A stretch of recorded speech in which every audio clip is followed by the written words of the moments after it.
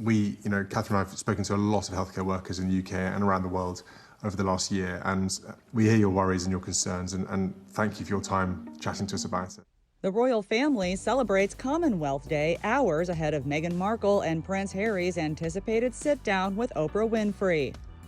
Middleton and Prince William participated in Sunday's BBC broadcast, chatting with Dr. Zolelwa Sifumba, a healthcare worker based in Johannesburg, South Africa. Kate recycled a classic navy blue Amelia Wickstead dress for the conversation, and she joined William in thanking Zolelwa for her devoted efforts in combating COVID-19 on the front line. Catherine and I have spoken to a lot of healthcare workers in the UK and around the world over the last year, and we hear your worries and your concerns, and thank you for your time chatting to us about it. Thank you, for sharing for us and asking for help for us. So thank you very much.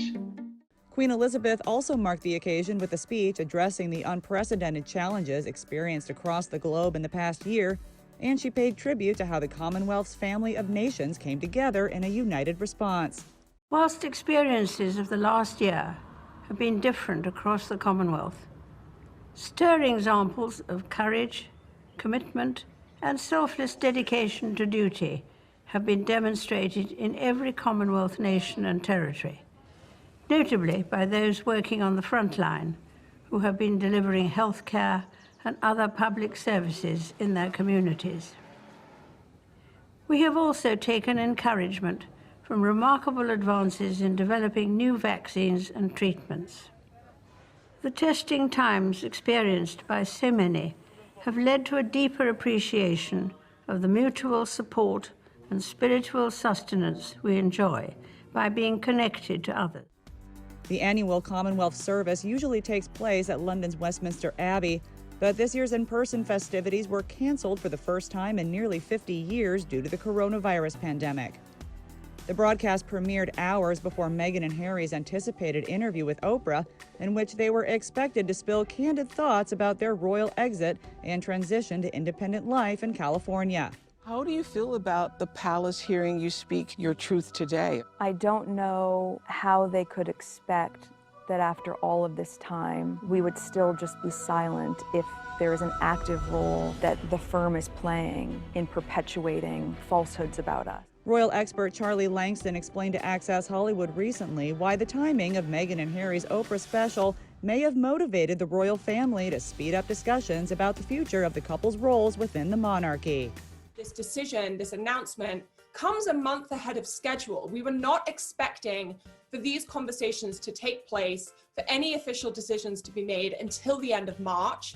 And I do think that part of that reason is because Harry and Meghan are due to sit down for their first kind of candid primetime TV interview with Oprah. That's scheduled to air on March 7th.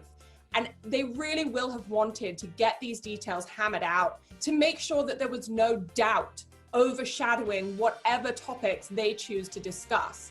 It's also worth noting that this interview really does not sit well with the royal family.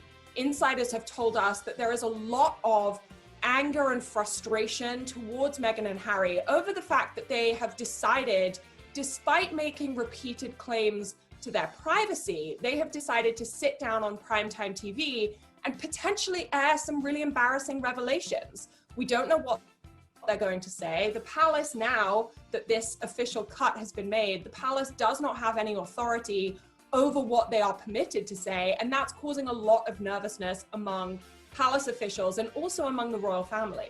Oprah is likely very grateful to have been given this opportunity, and I think she would have been prepared to ask them all kinds of questions, irregardless of whether or not they were still connected to the royal family.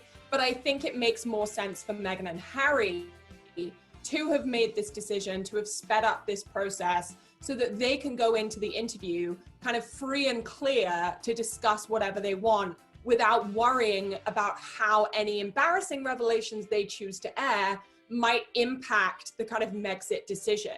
If those conversations hadn't been signed, sealed, and delivered before they sit down in the interview, if they did or said anything that the palace doesn't approve of, it may have been used against them in moving forward the conversation. The conversation was always due to be had. I think it was important on both sides for there to be a really in-depth review of how Megxit had gone.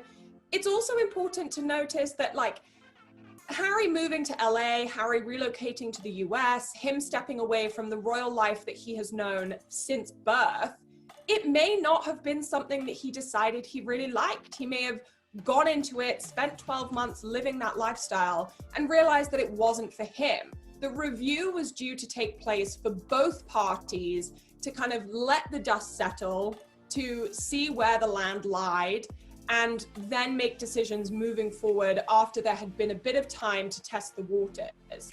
It's obviously clear that Harry was incredibly firm about his decision. He seems to be really relishing life away from the very rigid confines of the royal family.